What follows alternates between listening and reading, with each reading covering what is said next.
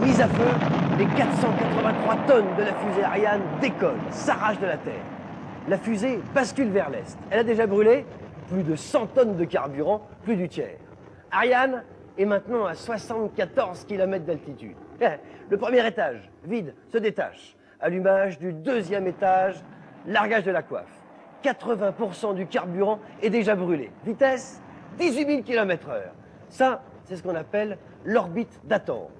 Le deuxième étage est largué. Allumage du troisième étage, nous sommes à 150 km d'altitude.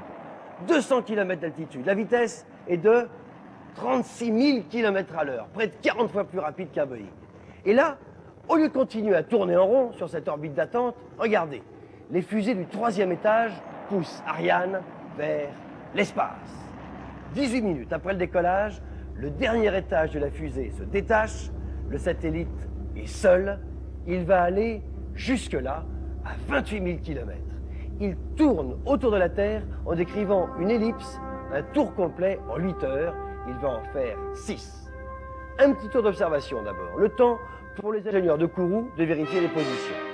Le satellite est seul, mais il lui reste des petites fusées d'appoint, ce qu'on appelle des fusées d'attitude.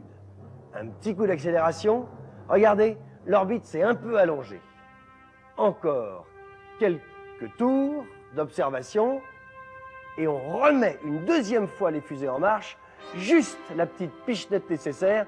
Ça y est, le satellite, regardez, moins de 1% du poids de la fusée au départ, le satellite est maintenant à la bonne distance.